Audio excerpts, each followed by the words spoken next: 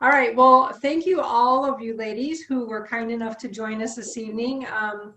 We see some familiar faces that we haven't seen in a while, and that makes us so happy. And we're also happy to see some names that are not familiar yet, but hope they will become so. I am Patty Trotty, and I and Ann Sands and Susan Morales are the three women behind Girl Talk Apologetics. We all have an equal share in leading discussions and co-hosting our book club. So tonight, Anne is going to introduce our very special guest that has joined us tonight for a special Christmas presentation. All righty. Well, we want to welcome Phoenix Hayes. Raise your hand, Phoenix. All right. She is the creative director for Women in Apologetics and has also just joined Cross-Examined, where she gets to work as copywriter and a research assistant to Dr. Frank Turek. Apologist extraordinaire, I should say. She was born and raised in New Zealand, where her entire family still lives. But after graduating from college, she took what's called a gap year, where people leave study, school, or their job and go live abroad for a year or so and travel before furthering their education or starting their career. That's very common for Brits or Australians or New Zealanders. Americans, we don't do that. It should be mandatory in my opinion, but anyway, it's like good exposure, right? So though most New Zealanders choose to go to the UK, Phoenix felt called to come to the States. It was during her year living abroad outside of Philadelphia in Pennsylvania, working as an au pair for an atheist family, that she met and married her American husband. Within 4 months, we'd now or at least decided to get married now, we've discovered. Since then, they've moved across the Pacific Ocean twice before settling in Maryland, where they now live with their 4 children. Phoenix has combined her love of entertaining and teaching with a passion for Christian apologetics. Good for us, which has resulted in speaking and teaching opportunities at her local church and online, like here tonight. Her Kindle's filled with books related to either digital marketing or Christian apologetics. So working with both Women in Apologetics and Cross-Examined has been a dream come true, which I can imagine so. When she's not chasing her 4 kids, age 7 and under, oh my gosh, or working, she's also working towards her master's degree in Christian apologetics at Southern Evangelical Seminary. Phoenix would like you to know that she is very tired. Still, she made time for us. So thank you and welcome, Phoenix. Thank you. I've never listened to an introduction that I helped write. I'm like listening, I'm like, who is this woman? She sounds incredible. Yes. So shall I just jump in and get started? Just launch in, yeah. All right. So I suppose I ought to share my screen. That would be a good first step. Well, first of all, I should say I'm really thrilled to be here. This project has been so interesting for me, kind of pulling apart this absolutely insane holiday that we call Christmas. And I'm not even talking about insane in terms of the capitalism, consumer, shopping, frantic, just the most ridiculous combination of traditions that we just, especially as kids, we don't even question. We're just like, yeah, there's a decorated tree in the living room and a baby in a manger. What is odd about this? And so it's been really, really fun. So the topic I went with, tell me, can you see that? Yes. Okay, brilliant. Is basically 6 terrible arguments against the nativity story. Though I think I'm going to be covering a few more than just 6, but I needed to start with a solid 6, and whatever else we cover, we cover. So let's get to this. So what is with this holiday? It's a combination of pagan tradition and winter solstice, decorated trees inside the house, wreaths, you've got Yuletide, all these kinds of bizarre, very Germanic traditions that have come into it, combined with an absolute, not even mythology, but these fairy tales that get more and more elaborate every year, that we love as children. I love them still, of Santa Claus, who of course is originally a historic person, but now the guy that lives at the North Pole and has elves and flying reindeer. I mean, it's just an absolute fairy tale. And then throw that in with the Christian tradition of our Lord Savior Jesus Christ coming and being born of a virgin. And we just somehow squeeze them all together, and out pops Christmas. And it makes no sense. And it's just, I wonder, this has triggered such a fascination for me that it kind of makes me want to just keep pulling apart this holiday. Anyway, so let's start with the basics. Where did the term Christmas come from? Before we go to all the other stuff, let's just start with, where did the term come from? So back in 1038 is when we first find records of the term Christus Mass, which of course comes from Christ, and Mass being the Catholic tradition of taking the bread and wine to commemorate the Passover. And so that was Mass. Christ Mass was the event, I believe, the first Sunday morning during the Advent season. So it wasn't commemorating the birth of Jesus Christ. They just sort of decided around this time that they wanted to dedicate at least one Sunday or one Mass specifically to celebrating, I guess, the birth of Christ, but it wasn't the way we think of it today. It wasn't, yay, he's a baby, let's have gifts. It was, let's just really honor the fact that Christ was born, he was a baby, and everything that comes along with that. And then over time, naturally, it became Christmas. That's what we call it all around the world. So there you go, Christ Mass, Christmas. Is it the 25th of December? No, there's absolutely no documentation whatsoever to verify when Jesus Christ was born. No one knows. I've read scholarship where it may have been in the spring, it may have been in the fall. I think most scholars lean toward, I wrote down the month of Tishrei, which is September, October on the Hebrew calendar. But just because that's what makes sense based on the story that we're told about there being shepherds watching flocks in the evening, but still bringing them indoors or, into some form of shelter in the evening. It indicates that it wasn't cool enough yet, that they had to be protected all throughout the day, but it was cool enough that you would want to bring them in. So that's really why we're guessing fall or spring, sometime where it gets chilly in the evenings. So the 25th of December, that date stems to other things that we will get into, but the short answer here is no, 25th of December is nothing to do with Jesus. It's just an arbitrary day that's been picked to celebrate it. For some reason, some people think this is a solid argument. This is one of the arguments that I'm not really counting against Christianity, when they say, well, Christ wasn't even born on the 25th of December. It truly doesn't matter. The whole point is this is the day we've elected to celebrate it, at least attempt to celebrate it amongst the chaos. No one knows exactly the day of Thanksgiving, and yet we've elected to, in America, celebrate it on the 4th Thursday of every November. In New Zealand, we celebrate the Queen's birthday, Queen Elizabeth II. Her birthday is April 26th.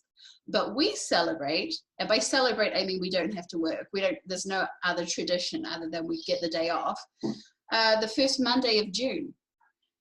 The date is irrelevant. It's just we recognize the person and the event. So that's what I have to say about that. And this is, and so just because we found out that Christ wasn't necessarily born on the 25th, this is what I say. You sit on a throne of lies. Did you hear that? I hoped it worked. We're okay. He doesn't, it's not a big deal. So, okay, if we break down the three components of Christmas before we launch into defending it, I first want to start with the most fun element of it, which of course is Santa Claus. He's known as Saint Nicholas, Father Christmas, Santa Claus, Kris Kringle. So where this all starts from is Saint Nicholas of Myra. He was a Greek bishop from, where are my notes? Let's get his dates right, because I keep, where are you, Nicholas? Saint Nicholas.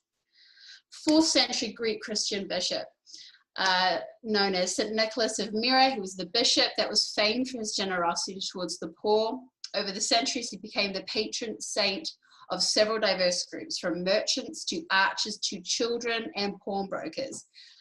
His name, Saint Nicholas, became familiar in the West during the 11th century when his bones were brought over to Italy. The Greeks would say they were stolen. The Italians say they were liberated, because it was during the time that Islam was beginning to take over, and so the Catholic Church was in jeopardy. So if you can go to the his original church in Greece, and I think the documentation says that his bones were stolen, but the place where they're kept over in Bari in Italy, they're kept in 2 spots. It took 2 trips. They honor him as we protected these from being taken and destroyed. So yes, the first half were taken by merchants from the Italian city of Bari, where he has a, what's the term? Basically a church, a memorial to him in Bari. And then shortly after, Venetian sailors came and got the rest during the First Crusade. So next, Father Christmas. This is a painting from Charles Dickens' story, and this character here represents the Ghost of Christmas Present. But he was he was inspired by the personage known as Father Christmas in Old English folklore. So his legend can be dated back to the 16th century in England, where he was depicted as a large, happy man dressed in green or red fur-lined robes. Does this sound familiar? Until the Victorian era, Father Christmas was largely connected with adult feasting and drinking, merrymaking, really nothing to do with gift-giving or flying reindeer. As Christmas festivities gradually became more child-centric, the character Father Christmas, I think, became a little more G-rated. Not that he was terrible to begin with, but it became more child-friendly and shifted to more gift-giving and the legends that we know today. This reinvention also coincides with the Santa Claus myth that was developing in the USA and coming over, and they kind of met in the middle, the US tradition and the UK, and we got Santa Claus. Then we have, with Christmas, we've got the pagan element. So paganism is a term which refers to a broad spectrum of polytheistic religious activities and traditions, particularly among the Germanic people. The most noteworthy tradition is, oh, I'm so sorry, I'm not paying attention to my slides, and I forgot to mention Kris Kringle. So Kris Kringle comes from the Austrian tradition, Austrian-Swiss German tradition of the Christkind or Christkindl, who is, you can see in the slide, a small angelic blonde hair person who was known to give gifts to children on Children's Day. I think it's on the 6th of December. So over time, this little angelic creature became kind of the assistant to Santa Claus, and that's kind of developed into the elves. And anyway, the Christkindl, when the Germans came over to the USA, it kind of got turned into this Kringle word, and at least that's what the English speaking people heard, and so that's where we get this name from. And then of course we've got Santa Claus. Sorry for jumping around, I got too into my notes.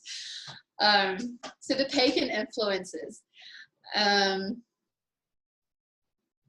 Where was I? So the most noteworthy tradition is the celebration of Yule or Yuletide. One can easily trace the Yuletide origins to a combination of traditions celebrating the Norse god Odin and his ghostly raid known as the Wild Hunt. And then in the Anglo-Saxon celebration, they have something called Modranacht, which is Night of the Mothers.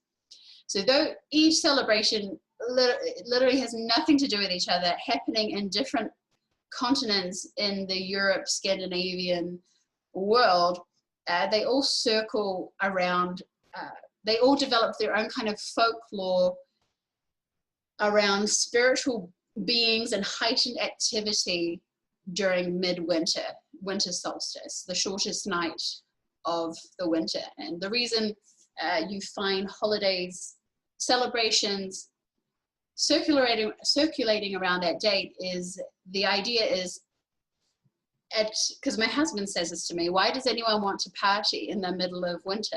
Aren't you clinging to every spare bit of food you have trying to survive? But the idea is that you're at the halfway point and every day thereafter is going to be getting longer. So you can kind of relax a little bit, start eating the food that you've had in storage because you've made it halfway. Everything's going to start getting better from here on out. Kill some of the animals that you don't need, that you would have to feed anyway, and feast. And I think that was the main idea with it. And of course, every tradition managed to tie it in with whatever their respective gods were. So yeah, Odin, and the Roman god of Saturn. So I'm getting down to that. This is the one that comes up the most frequently for Christians. They're saying Christmas is simply a copy of Saturnalia.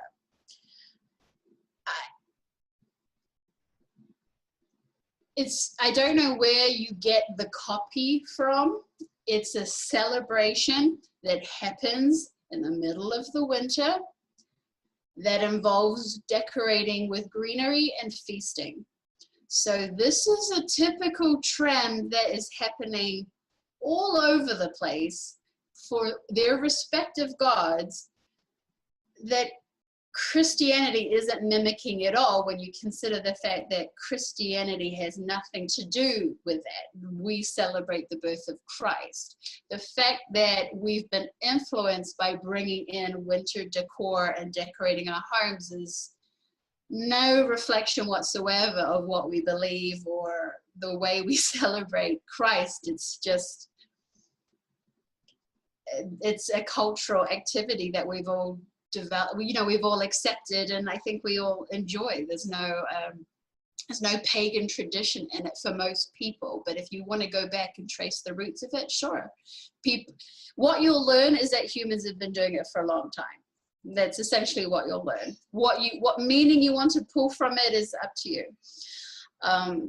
By me having this Christmas tree behind me, I'm not paying homage to the Roman god Saturnalia in any way, shape, or form. So yeah, Saturnalia was the Roman god of agriculture. So it makes sense that you would have a big party celebrating him on your shortest day because you're hoping to please him in order to have brilliant crops in the spring as everything begins to grow. And then another thing to do with our Christmas tree, just out of interest, is the way we decorate it. Some people have linked it to during medieval times, they used to do these plays reenacting the fall of Adam and Eve in the garden. And in the play, they would have a tree of paradise that was always decorated with the forbidden fruit. And so over time, it became easier to replace the fruit with these large, round, decorative, colorful balls. So some people have pinned that in there as well, that may have some influence, because yeah, the winter solstice and I think Martin Luther gets credit for putting candles on the tree. But if you want an explanation for the round colorful balls, that's been tied to possibly the Tree of Paradise plays that were performed. Yes, and then we have the Nativity. The reason Christians actually celebrate. So much like several other Christianized holidays, pagan winter celebrations were gradually given a Christian alternative. This was most likely to minimize the debauchery that was happening around that time anyway. It was very ingrained in the cultures in multiple places, you know, across Europe and Scandinavia, and I mean, that's where most of this focuses on, but also the Roman world. So why not create a Christian alternative? In this case, the midwinter season became the season of Advent, which culminated in the Christian celebration of the birth of Christ. And as I said, though, there's no direct link to this day. Some people have done some, because they're fairly certain that Christ, well, at least the Catholic Church is fairly certain that Christ was executed in the month of April. They've done some jumping back and forth to do with, well, if he was executed then, he must have been born around then, and if he was born around then, when was he conceived? And somewhere in there, they've done some math and they've done some jumping around, and they've justified the date of December in that. Though now, not looking at my notes, I can't remember how they got there, but anyway. So it does have significance for some people, but you can make anything have significance if you want it to, if you just try hard enough. But what we're going to talk about is 6 main arguments against the nativity story. We've already covered the first, being that it's not Christ's actual birthday. So I just snuck that in there. But the next one we're going to do is it a copy of mythologies? So we've talked about Saturnalia being a celebration, but this goes another step further in that Christmas, so the story of the nativity, the virgin birth, gets compared to other mythologies such as Mithras and Horus. So the first one, well, let me just go through my notes, sorry. I get too excited and I skip around, so let me go to my notes here.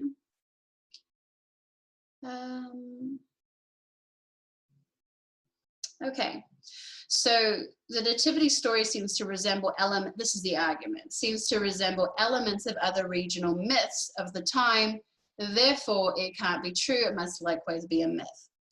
So this argument has been going on for a very, very long time, but no scholars actually give it much serious consideration. It's kind of like a meme that's been going around the internet, and people who are only interested in surface information think, oh, well, that must be true, when really, if you compare the mythologies side by side, there's very, very, very little resemblance at all. So, I mean, I think even Bart Ehrman, who is, you must know him, he's a famous New Testament scholar, was a believer, now is a hopeful agnostic, if even that, even he would say, no, there's absolutely no, like Christ was definitely a historical figure, and the documentation that we have on how he came to be, virgin birth aside, he doesn't resemble any of the legends of the time. So he's not even on Team Jesus, and he openly acknowledges this. So so that's one of the first points. Christianity and the story of the Nativity actually deals with people linked to verifiable historical events, locations, governing rulers. Historians outside of, the documentation outside of the Bible will tell you who was ruling, King Herod the Great, when he started ruling, where he was ruling, and these elements are what the characters, for lack of a better term, in the Nativity story, which we know to be true, are linked to, which is completely different from the legends and mythology that we find in Horus and Mithras, where nothing is grounded in anything real. It's all, one deity talked to another deity nothing is grounded in anything that we can verify. Mary, Jesus' mother, is not an anonymous female vessel used to bring forth a superhuman or a demigod character, as other ancient mythologies espouse. She's not a maiden who's been seduced or even raped by one of the many pantheistic gods at the time. She has a prominent role throughout the Gospels with a complete genealogy listed in Luke 3:23-38. Her honor is maintained by remaining a virgin until after the birth of Jesus. Second, there's no singular legend that both precedes the story of Christ's birth and matches it in similarity. Instead, there are small elements from mythologies involving Mithra, Dionysus, as well as legends that developed around the historical King Alexander the Great. But there's no single mythology that comes close to the story of Jesus Christ, both with his birth and with his death. And additionally, the accounts of Jesus Christ lack all legendary style language commonly associated with other mythology. So that's a big one, and that's a big part of how we verify the genuine Gospels of Matthew, Mark, Luke, and John versus additions that we have found that tend to take on a more legend type style of writing when discussing Jesus. Those ones have been kicked out because immediately you just see little hints of it and you're like, no, we can't trust this. So yeah. The next, so that's argument number 2, a copy of other mythology. The third one is Mary wasn't a virgin. So, of course, the idea of a miracle happening is hard for anybody to swallow. So the first thing we can go to is, if you're a Christian, you already accept the idea that the greatest miracle has occurred, the creation of the universe from nothing. So for anybody who doesn't follow a materialist worldview, already accepts that there had to be some kind of supernatural intervention to kickstart the world, because there had to be something, because up till now, no one has ever been able to create something from nothing. So anybody who can accept that should really have no difficulty with the concept of an immaculate conception. Though, of course, we can all, any skeptic can raise their eyebrow at the idea of someone being a virgin but still pregnant. That's actually not the argument we're going after. The one we're going after is in the prophecies of Isaiah 7:14, which is where it says, "Therefore the Lord himself will give you a sign. Behold, the virgin shall conceive and bear a son, and shall call his name Emmanuel." This verse gets pulled apart because the word they use for virgin can be interpreted as a young maiden of marriageable age. That doesn't specifically point out whether she was a virgin or not, if you follow what I'm saying. So women got married extremely young. during this time. I mean, we're talking 12, 13, 14 years old, and men were pretty young too. I know they like to paint the idea of some creepy 40-year-old marrying the 12-year-old. While that may have happened, that wasn't typically the case. Marriageable age for a man was, you know, in his late teens, early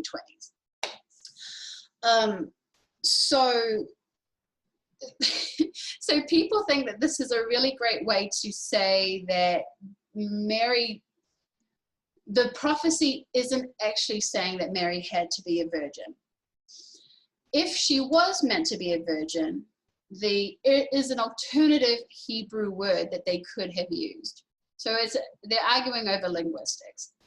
Let me pull it up. So the word found in the Bible is Alma, which means a young maiden of marriageable age, which of course means it is assumed that she's a virgin, because if she's of a marriageable age, she's probably 12, 13, 14. It's a different society. I mean, that's young anyway, right? Even by our standards. But of course, it is assumed that she hasn't been with a man. Those who want to contest this verse say, well, if they really intended to say virgin, why didn't they use the word betula, which can only be translated as virgin?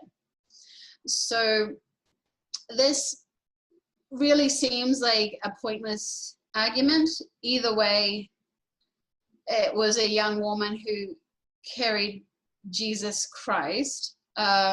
The young woman of marriageable age is assumed to be a virgin because of her age and the fact that she's not yet married. But for some reason, they think that this is a pretty good argument against the intended meaning behind the prophecy, and that they should have used the word betula. What I have read recently is that they have found some manuscripts in which betula is used. This is in ancient documents, and he's actually referring to a widow or someone, I can't remember what the other one was, but basically someone who was single but probably had sex before, but was no longer in a relationship. So maybe it was a divorced woman. So that kind of, I don't know how much credibility I want to give that source, but it just seems like a pointless argument.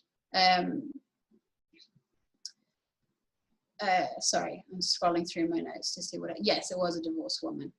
However, in contrast, so although betula supposedly has been used in connection with a divorced woman or a widow, the word alma is never, ever used to refer to anything other than a young virgin, even though it doesn't explicitly say she was a virgin. It's assumed. So it seems to me that the fact that they're obsessing over this, the greatest obstacle people have is accepting, it seems to me the greatest obstacle people have to accepting the virgin birth of Jesus lies less in the language that they used in the book of Isaiah, and more in the disbelief of the supernatural. Yet, as I said, most Christians already believe that the greatest miracle has already happened, so a virgin birth is really it's kind of a piece of cake. So that's our third one. Fourth one, unusual Roman census. This one is in a different part of my notes. This is to do with the opening passage of, I think it's Matthew, let me find it. No, Luke again. Okay. Luke says in chapter 2, verses 1-5, he says, in those days, a decree went out from Caesar Augustus that all the world should be registered. This was the first registration when Quirinius was governor of Syria, and all went to be registered, each to his own town. And Joseph also went up from Galilee, from the town of Nazareth, all the way down to Judea, to the city of David, which is called Bethlehem, because he was of the house and lineage of David, to be registered with Mary, his betrothed, who was with child. So the argument on this one is, why would the government require everybody to go back to their ancestral homes when they could have taken the information that they needed where they were? I mean, the primary purpose of this census was taxation, so they could get, financial, and military. So they knew how many men they had, in case they needed to go to war. So why send everybody back to their respective ancestral homes? There's two thoughts on this, but let me click to the next slide because here it is. Right, there's Mary and Joseph. So this distance is about 90 miles that they had to travel from Nazareth all the way down to Bethlehem. Obviously a massive inconvenience by even our standards with cars. The requirement to return to one's home country to partake in the census, although it's obviously, it seems logistically absurd, there is evidence of this requirement in another secular text. So according to a historical document cited in John McCrae's book, Archaeology and the New Testament, we find another example of this practice. I think I've got the quote up here. So he says, seeing that the time has come for the house-to-house census, it is necessary to compel all those who, for any cause whatsoever, are residing out of their provinces to return to their own homes, that they may both carry out the regular order of the census and may also attend diligently to the cultivation of their allotments. In addition to this record, the census described in Luke's gospel was considered an extraordinary accomplishment by the Roman government at the time. This was not a situation where they were running a census every 4 years. There's only a few documented during this time. They didn't have, I mean, you can just imagine, right? Now, they didn't have the mail network. They certainly didn't have the internet.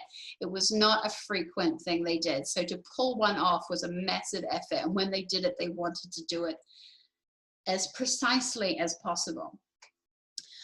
To the point that the Romans, for the census, not only documented every citizen. This wasn't a situation where they just counted men. They counted every citizen, slave and free, but also the size of property, the quantity of resources, so cattle, right down to they wanted to know the number of fruit-bearing trees. They wanted to take stock of everything. So with such a detail-oriented census as it was, it seems unsurprising for the Roman government at the time to order each man to return to their hometowns for the sake of accuracy. So that's the argument against that. The next one, the Bethlehem slaughter. So this is not a fun one, obviously by the name. Let me pull up the verse. So the argument against this is there is no historical record of King Herod's requirement to slaughter every male of the age of 2 and under in the city of Bethlehem. So the verse that we're referring to here is Matthew 2:16. Then Herod, when he saw that he had been tricked by the wise men, became furious, and he sent and killed all the male children in Bethlehem and in all that region who were 2 years old and under, according to the time that he had ascertained from the wise men.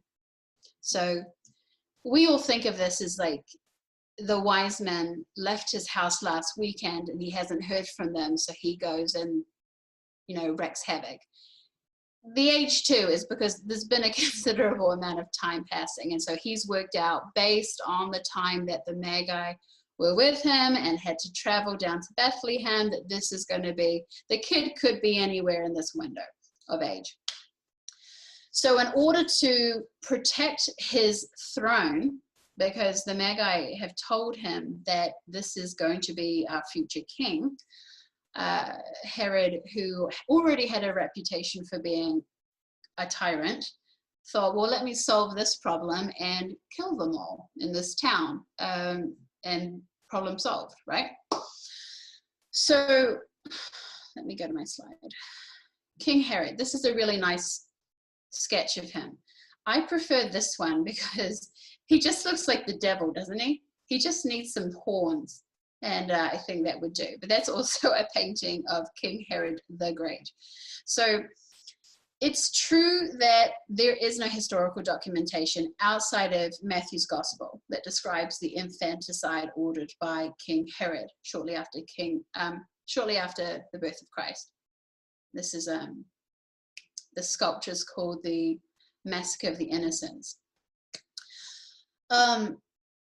However, of course, this does not mean that it didn't happen. According to, again, Dr. John McCrae, who is a New Testament and archaeology expert, this kind of bloodshed happened with such frequency during Herod's 33-year reign.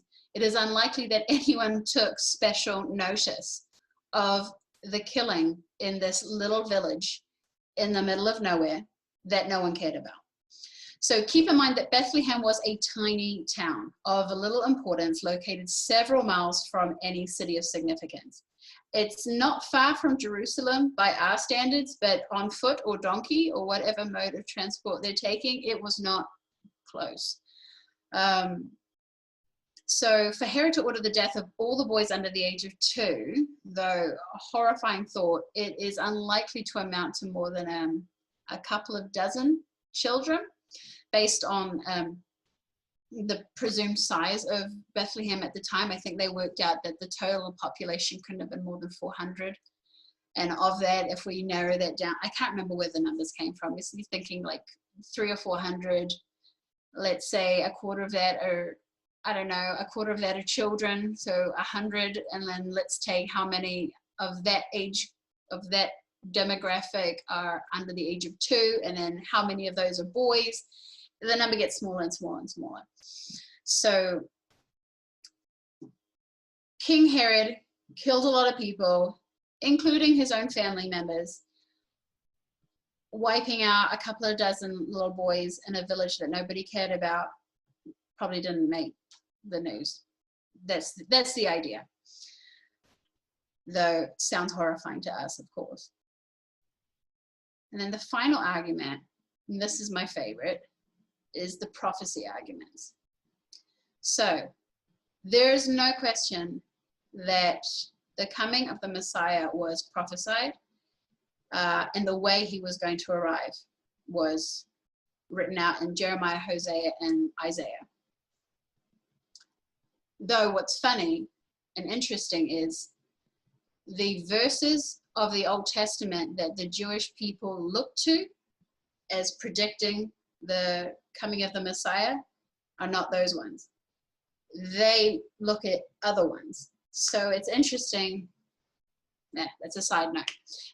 But let's start with 3 arguments. So we've got 3 arguments to do with the fulfilled prophecies that Jesus supposedly fulfilled. During his lifetime, it's estimated that he fulfilled over 300. Let's start with number 1. The first argument is the coincidence argument. So the idea with the coincidence argument is self-explanatory, that someone just happened to be born in Bethlehem that met all the criteria of the expected coming Messiah. The interesting thing is, as I was saying, is people weren't really expecting what Jesus was. Obviously, they were looking at other prophetic scripture that painted a slightly different image of Jesus. So to point to that as an explanation is a little odd. But not only that, it's statistically impossible. So what mathematician, let me pull up his name, because you've probably heard this statistic before. Where is he? Come on, where are you? All right. Peter W. Stoner, he's a mathematician and the author of the book called Science Speaks. He points out that the odds of one man fulfilling even 8 prophecies, so Jesus fulfilled over 300, even 8, there is a 1 in 100 million billion chance. So to put that into perspective, Stoner calculated that if you had this number in silver dollars, and, oh, sorry, that's my picture for 100 million billion. I was too late. Timing is everything. If you were to take 100 million billion silver dollar coins and put them, spread them all across the state of Texas to a depth of 2 feet, if you marked one silver dollar among them, and then sent a blindfolded person out wandering to bend down and pick up just one coin, and that coin was the one marked, that is the chance of someone by chance fulfilling 8 prophecies. 8. Christ fulfilled 11 before he hit puberty, and nearly 300, as I said, by the time he ascended to heaven. So the argument falls flat in terms of statistics. So let's move to the next one. Okay, so the next argument against the fulfilled prophecy is the altered gospel argument. I don't want to dive too deep into this because you could read, I mean, Cold Case Christianity is an excellent one that covers, you know, the gospel accounts, especially of the resurrection. But since we're focusing more on the nativity, the altered gospel argument says basically that the details recorded in the gospels were adjusted to fit the prophecies. So they've met Jesus, they've concluded he has to be the Messiah. They know that in the prophetic books that the Messiah had to be born by a virgin, so a virgin mother they will give him, and so on and so on. The problem is, there's a few. Let's see if my slide, okay, first one, why die for something you know is a lie? So even if Matthew, Mark, Luke, and John, even if just one of them, they all died for what they believed. So you can change your story and know it's a lie, but would you die for that lie? Keep bearing in mind that they got absolutely no benefit from it. They didn't get rich, they didn't get famous, not in a good way at least. They had really pretty uncomfortable lives from here on out. So there's absolutely no motivation to adjust the details. Second of all, it's estimated that all 4 gospels were written before 70 AD. People who, some people will push it up to 140, but there's more evidence pointing that all 4 Gospels were written before 70 AD. Why 70 AD? Because that was the siege of Jerusalem, which is not mentioned in any of them. So, you know, a catastrophic event like that would probably get mentioned, and it's not. So that's the most compelling argument, without going into any more, why we think the 4 Gospels were written before 70 AD. Anybody who was alive around 30, 33, 35 AD was probably still alive when the Gospels were written. And they're going to say so. They're going to say, that's not what happened. So that's the point. Eyewitnesses were still alive to challenge the account. So that's what we do with changing the Gospels. Third one, the intentional fulfillment argument. This one, I can definitely see someone trying it. So this boils down to the idea that Jesus, knowing the scriptures, thought this Messiah guy, they've kind of painted out a perfect map on what this guy needs to do in order to be considered the Messiah. And he goes through his little checkbox and starts completing them and telling people I'm the Messiah and retroactively fulfilling them but you know, he's been told what he needs to do. It couldn't be easier, except for the fact that a number of them are supernatural things that no man could have done. But additionally, there are details that he had no control over whatsoever that he fulfilled. So, I mean, just to name 5, He had no control over the number of silver pieces that Judas was given when he betrayed him. He had no control over the location of his birth. He had no control over the method of execution. He had no control over the fact that the Roman soldiers were gambling over his clothes when he was on the cross. And he had no control over whether or not any of his bones would be broken. These are 5 of the many prophecies that he fulfilled that he had no control over. So we toss that argument out.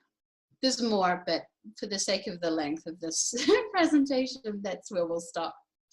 So we're kicking out all of those arguments against the nativity story. And yeah, I'd like to just finish, whoopsie, well, I just stopped sharing, but basically that is why in living rooms across the country, across the world, underneath a beautifully lit Christmas tree and gifts, in some homes you'll hear people still singing about the Savior baby born in a manger. Yeah. That's it. Thank you. That was great. We appreciate your enthusiasm for the topic. Oh, good. Well, I wouldn't be a very good presenter if I was bored by the topic. And you'll be happy to know that we just finished reading Cold Case Christianity as a group. So. Oh, I forgot that. Well, how clever of me. Yeah, so clever. And I particularly like that there are a couple of things. I had some thoughts as you were going through. I'll comment on my own thoughts, and then Patty has one question, and then if anybody else has any other questions, feel free to type them in the text or get our attention somehow. Yeah, please do. First of all, I like the fact that you said nobody knows the date of Thanksgiving, but we choose to celebrate on the 4th, whatever it is. I never know. I didn't grow up in this country either. What is it? Right. Whatever it is, it's on the calendar. Yeah. And you mentioned, or the Queen's birthday, and that's something I can relate to because growing up in Japan, we celebrated the Emperor's birthday, April 29th. Gotcha. It doesn't matter when the Emperor is born, that's when we celebrate it. Because obviously there's a new Emperor now, and there was when I was growing up, and right? So it's consistent that way. Right. So I just that's one of the worst arguments I've ever heard about against Christmas and celebrating. Right. I'm like, that's all you've got? There are better ones. Right. Give me a tough one. Yeah. I like the idea that you sort of painted a picture, because people say, oh, well, was winter solstice the pagans or Saturnalia, so, honoring the god Saturn or any of those. But this is not just a local thing that's been copied or pulled into Christian tradition, or it's something because of the way the world was, that across the world in all continents or the known world, in the middle of winter, this is a thing. We are going to celebrate the fact that, oh, thank God we're halfway through. Right. Basically, and whomever that God is, you seasons. Right. And so whoever it is, that God that you're thanking, we're going to do that. And we're going to get, festive and whatnot. It strikes me then that it would have been prudent for the powers that be in 1038. Is that the date? I believe you said they started celebrating that they should, hindsight is 2020. If I could, take a TARDIS back to 1038, I would say, why don't we celebrate Christ's birthday in July? That way, of course, then they, say you're patterning it after the summer solstice or something, but. Absolutely. Yeah. You've just got to pick a nothing date, but then someone will find something. Right, exactly. Okay, so the one that I really got excited, and I thought you would mention, because when I used to be an atheist and I came to Christ, and when my father sent me an article about Isaiah 7:14, the Hebrew word being Alma, meaning young maiden. I mean, as a new believer, being very, very shaky in the very little knowledge I had, all of these challenges were very earth-shattering to me. Yeah. Because, oh my gosh, you know, maybe this is part of the made up part. Maybe the elements are true, but it's been blown up. And then I got nervous. Like maybe I've just been sold a bill of goods and now I'm, you know, I really had a lot of questions and fears when I first became a Christian. Like maybe I made a decision too quickly. Fortunately, the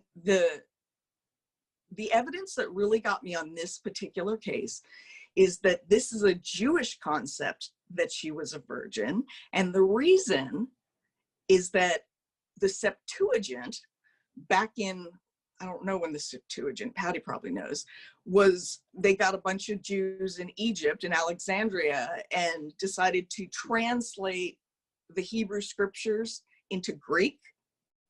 The word they chose to translate, these are Jews, Right. no Christian influence or pressure. The Jews chose to translate the word Alma with the Greek word Parthenos, which Yes. means virgin. Yes. So there's no question that it was assumed and that it was virgin.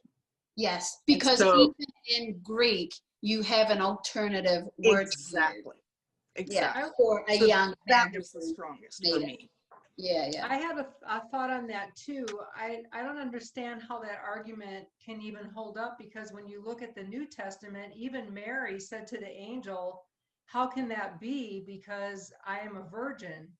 You know, she had to know what the word meant. And then why would the Holy Spirit have to overpower her for her to conceive?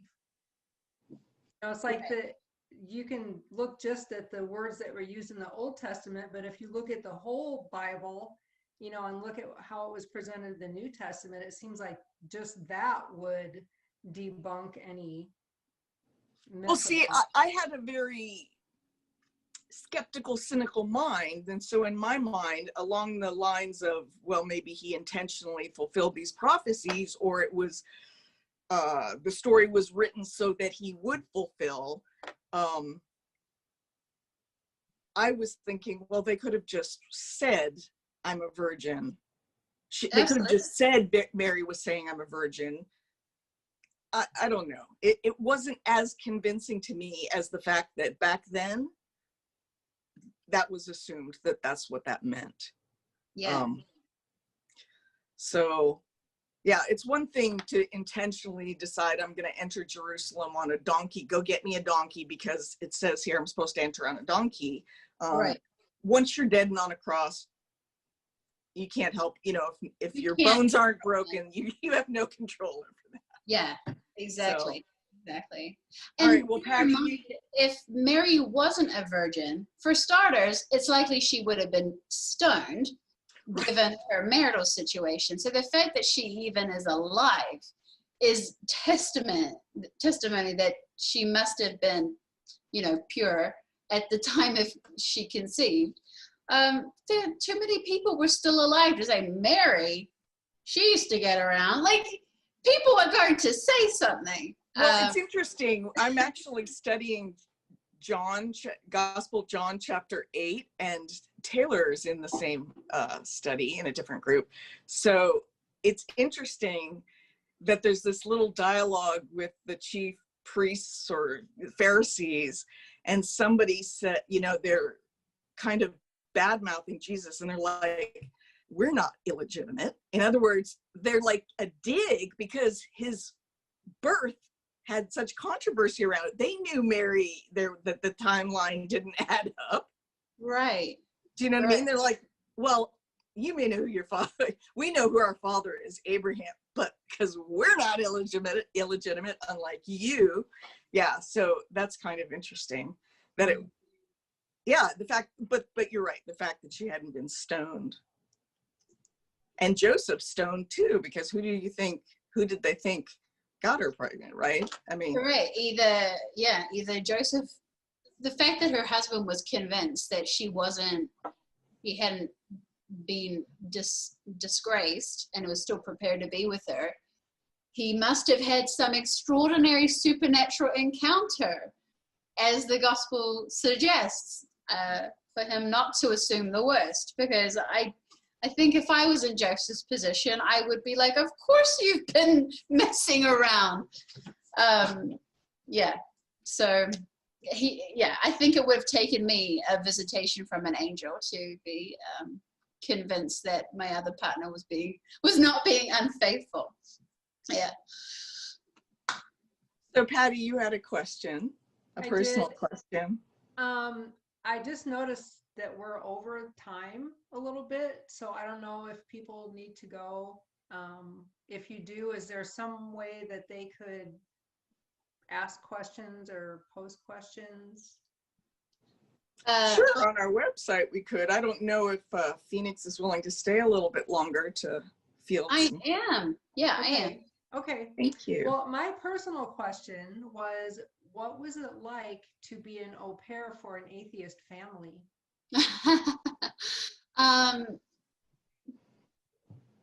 What was it like? I wish I studied apologetics back then. I didn't. So I kind of just boiled it down to, it felt spiritually empty, for starters. It was a cold home. Yeah, very smiley and kind people, but an underlying coldness. And that's not really fair to say. I'm not suggesting that that's how all atheists are. They certainly aren't. But me being I think I was 22 and had come from a Christian home, and I just remember that was an overpowering feeling of being in almost like on enemy turf. But I knew that they were before I accepted the job, and I thought, well, this will be interesting. They didn't seem to have an issue with the fact that I wanted to go to church, and I actively found a local church to go to. But I do remember just occasionally they'd have funny comments to make about people. One story was of a Bible basher was when someone they knew, all they said was, oh, I'm feeling really, I've been really blessed this year or something. And simply by using the word blessed, it was a trigger word for them, like blessed, stop Bible. I thought it was kind of funny. But in addition to living and working for a atheist family, I mean, on the nice side is I got to have some fairly deep conversations with their kids, and that I hope maybe planted seeds.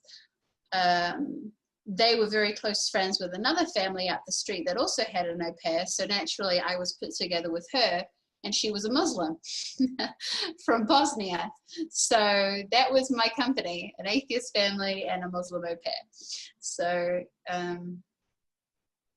yeah, it just teaches you to talk with people where they're at.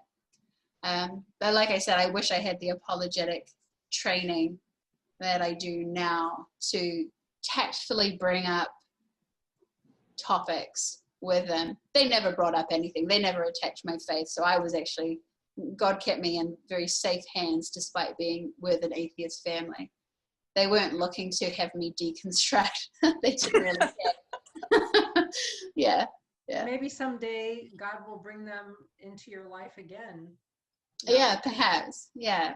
We're still in touch, kind of, but yeah.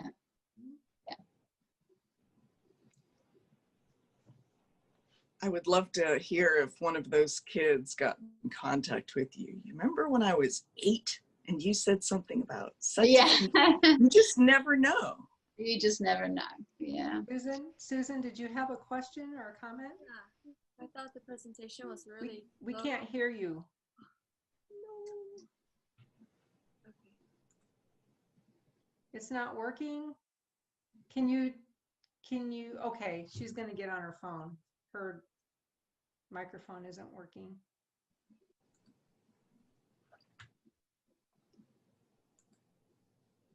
So did Phoenix, did you get a chance? Did anybody else here get a chance to look at the Christmas pop quiz that I put online?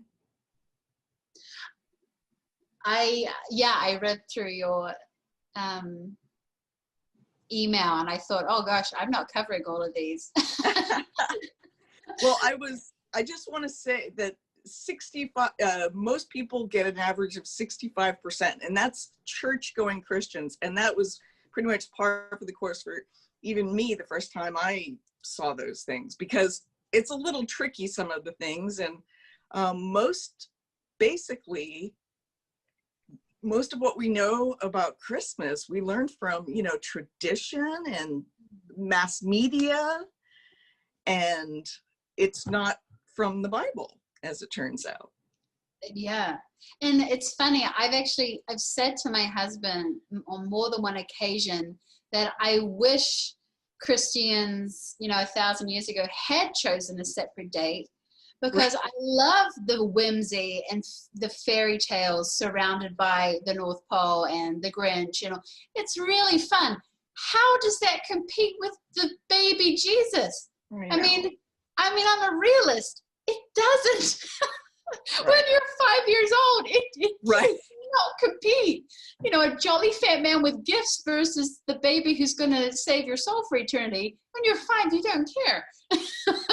So it's very, very difficult when you're a Christian parent wanting to really emphasize the reason for the season, and yet it's overshadowed by all the fluff and fun. And really, there's nothing wrong with that fluffy fun. It's just that they picked the same day. And you've got 4 kids under the age of 7. That must be extremely difficult. I mean, my 6-year-old last year, he didn't even call this thing a Christmas tree. He called it the present tree. And we thought, oh, we've really failed. So yeah, I get what they were trying to do, but they've really made it difficult for us now. Same thing with Easter. I have the same complaint with Easter. How do you compete with our Savior on the cross versus a bunny that gives you chocolate? It's, yeah, the cards are stacked against us. Yeah. Is there anything, does it have anything to do with, can you guys hear me now? Yes. Does it have anything to do with that? I don't know if it's true, that they wanted Christians to replace the holidays or the pagan holidays that were going on at those times, like during Easter or during, is there any of that true? I think that was definitely part of the plan or the hope, that they would be providing an alternative with the hope that maybe they'd be able to kind of eventually get rid of the other stuff and everybody. And I think in some areas they did it pretty successfully, whether by force or just naturally. It depends on who was, governing at the time. I definitely think that was the intention. Right. Yeah. It's hard. So I guess I kind of have 2 questions, because my first question is, you gave a lot of information, like really thorough on this in particular, and I'm just kind of wondering if you have any tips for us if we ever wanted to do like a research, like how you did, like how do you go about researching like your sources. And also I'm really intrigued by what your job in apologetics is. Like, what exactly do you do? Yeah. Okay, so the first one is I start with a book that seems to generally cover, like at the popular level, that seems to generally cover the topic I want to start with. So in this case, I started with The Case for Christmas with Lee Strobel. And really, that book, I can't actually highly recommend it. I love Lee Strobel's work, but The Case for Christmas is essentially a repackaging of most of what's in The Case for Christ, but he's just pulled out some of the pieces. It's a very short book. Anyway, for my purposes, it was it was fairly good because every source that he quotes is listed in the end, right? And so that's where I start. So I start with the popular level overview with a book like The Case for Christmas, which is actually just, like I said, it's pretty short.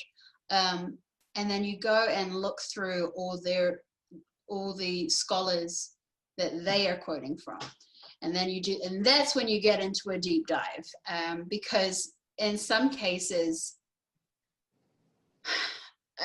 occasionally you'll find that they've quoted someone, and when you go to the original source, you're like, I don't know if that's really what they meant. And suddenly you're like, great, here I am thinking like, I've got this, I just want to memorize his research. And you're like, oh, I'm going to have to do some on my own, which is, I'm so glad I'm not the only one who does that. I'm like, oh man, they kind of quoted out of context. That's so embarrassing. Yes, and now you've made more work for me, because I really only wanted to dedicate a couple of hours to this, but now I'm going to have to do a deeper dive. Yeah, so, but that's what I do. In a nutshell, that's what I do. Because I'm sort of like, where do I begin? And I decide, well, who's being quoted? There's a reason they're being quoted. They're going to be the experts in the area, or maybe they have the most convenient evidence for the argument.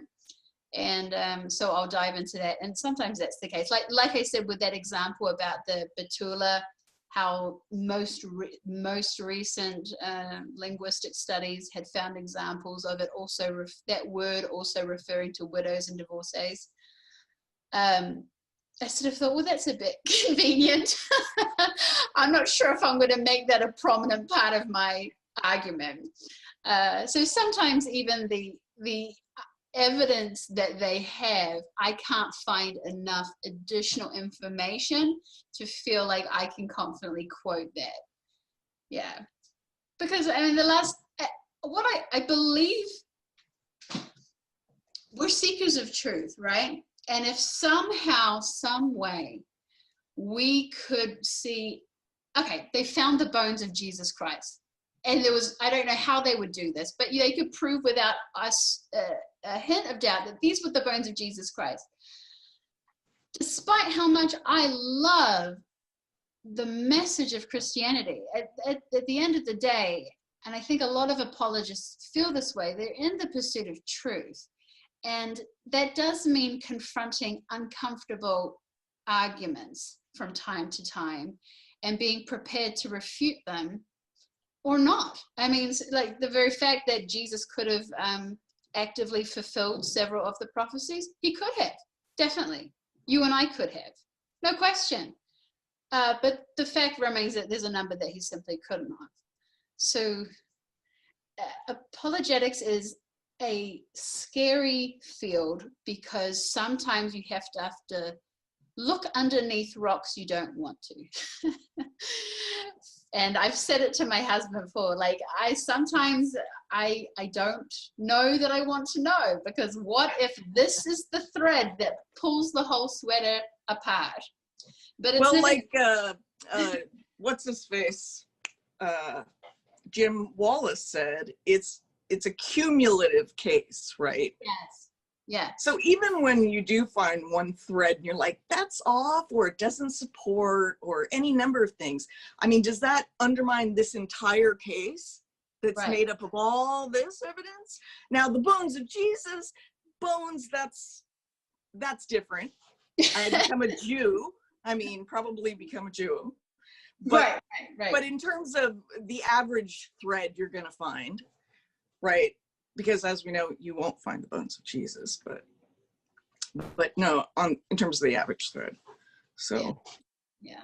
So I think maybe, I don't know, but I'm curious now that Susan asked, what is your role at Cross-Examined, copyist, researcher? What does that entail? What you're talking about? And also at Women in Apologetics, what's the average day in the life of Phoenix Hayes? It's a lot of stop and start throughout the day. And yeah, So since taking on this role with Cross-Examine, I've had to really pull back my involvement with WEA.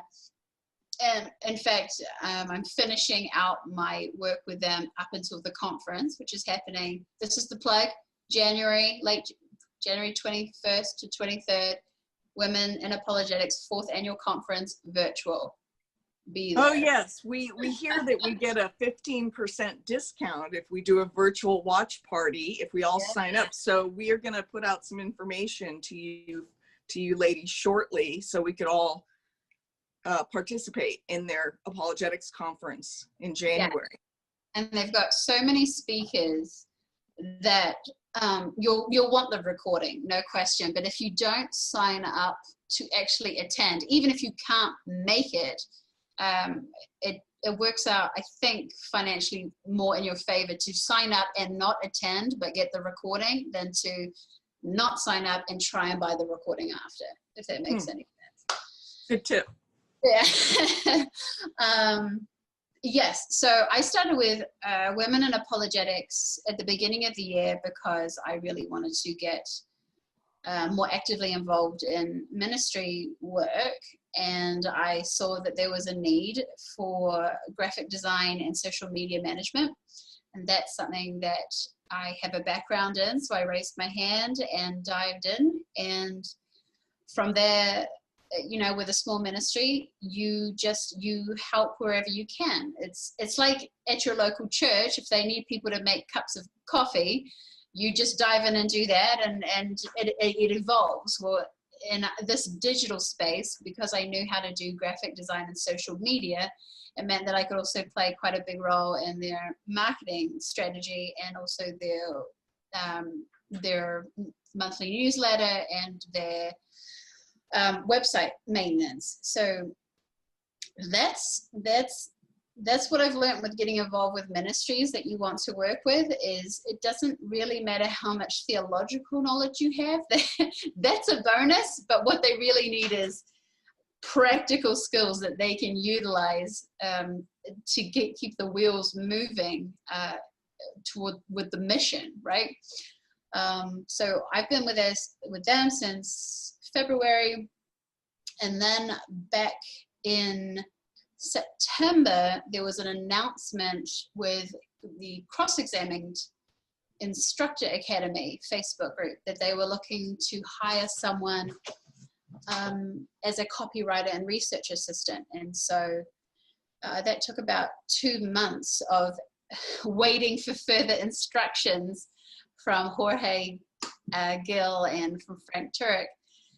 And they ended up setting up a series of tests, nothing to do with apologetics, just they wanted to see how talented you were at marketing the material, really.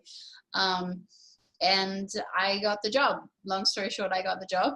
So I've been with them only since, I think I started the week before Thanksgiving, and I've been thrown right into the busiest season for them with all their different campaigns. They're launching, here's another plug, they're launching a premiere course on the 1st of January. It's called Life's Compass, Jesus, You, and the Essentials of the Faith. And that is a 8-week course where you can either do the self-paced, you know, on your own, or you can take the premium course where you get the live Zoom sessions with Dr. Frank Turek and the rest of your class once a week. And they keep the classes relatively small so that you can actually talk to Frank. And that's, so anyway, we're in the throes of marketing that, and also we're running an advent calendar thing at the moment. Anyone who follows the Cross-Examine social media accounts will have noticed that every day since, I think, November 29th we started. We've been doing either a free download or a massive discount, 50% off a product, or a buy one, get one free deal. In fact, and this really helped in my preparation for this, we put together a mini Christmas ebook just from pulling different articles that were already on the site. from people like Jay Warner Wallace, Frank Turek, Tim McGrew, Tim Stratton, and a couple of others, and we just kind of mushed it all together and created a free downloadable ebook. I think that's going to be available tomorrow, actually. Send me that. I'll put it up on our media, on our social media. I will forward it to you. Yeah. So so that has been fascinating, and when I saw the job advertised, I boldly declared to the universe, which was actually just my husband next to me, that this is my job. And I saw all the other people raising their hand because they were interested, and you suddenly think, oh, maybe it's not my job.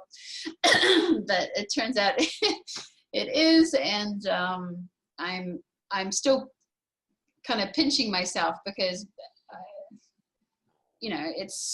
it's an apologist's dream to work with someone like Frank. So at the moment, it's all been marketing and copywriting and things like that. But come the new year, I'm not quite sure what it will look like, but the other part of the role is research assistant with Frank. Because, I mean, it's fascinating. He is obviously the face of the ministry, but there's just such a busy engine behind the scenes getting his material out and repackaged in as many ways as possible and as accessible as possible, and now and in Spanish, is get much of it into Spanish as possible, and that takes a team of people. Meanwhile, Frank is kind of protected in his office. Well, he's the ideas guy. He's got to sit down and write the books and write the content. And from there, this whole team kind of takes the manuscript and chops it up and disperses it as however they can until Frank's next creation. So I kind of envy his position, because he gets to kind of lock the door, when he's not visiting campuses and dealing with atheist students who think they know everything. So when he's not doing that, which he does really, really well, he gets to kind of focus on just the work and studying. Whereas anybody else, I mean, you think of someone like Tim Barnett from Stand to Reason. I mean, he's an excellent apologist, but he has to spend half his time just figuring out how to market the material. So you're like, can't I just pay someone else to worry about this so I can focus on the Great Commission? But that's not how it works. The Great Commission is marketing. It's selling the story. And let's face it, there are people who sell it well and people who do an awful job of it, even though the story doesn't change. I'm not talking about twisting the story to make it more appealing. The story is appealing, no question. But some people do a better job at expressing that than others. Yeah. Well, Phoenix, thank you so much for answering the call for Christmas Apologetics, for Girl Talk Apologetics. We appreciate it. I was so happy that Katyan, how do you pronounce it? Yeah, Katyan. Katyan, very pretty name. That you to point us in the direction of you, and that you are willing and able. And obviously you're very busy, so we appreciate the time, especially going long like this. So thank you so much. And Merry Christmas. Thank you. Yes, Happy Christmas. Yeah. I'm not sure what Christmas is going to look like this year. If it's like Thanksgiving, it's not going to be much for us. Well, fortunately, you don't need to go to malls. Yes. You don't have to do a lot of the outdoor things in order to celebrate the birth of Christ, the incarnation, right? The fact of the incarnation does not depend upon commercialism. So this may be a blessing in disguise, right? For Christians, minus the friends and family bit, but yeah. And I will say, I know that I suppose Christians in particular are very worried about Christ being pushed out more and more from the holidays, and no question that is happening. But for me, coming into the US from New Zealand, and then of course I've spent a lot of time in Australia, and then I've spent some time in Europe. America is like the last beacon in terms of allowing the mention of Jesus and God at all during the holidays. I feel like I know everyone's worried, and they should be, but America is just, it's not as bad off as the rest of the world. Yeah. For me, I feel like I get to be more of a Christian here than where I'm from. Yeah. That said, you do have the problem of the cultural Christian here because it is so common. Whereas, and I'm opening up a whole nother session that I shouldn't be. But yeah, anyway. Yes, Merry Christmas. Yeah. I wanted to say also thank you to all the ladies who participated tonight, and we hope you'll join us again. Yeah. Okay.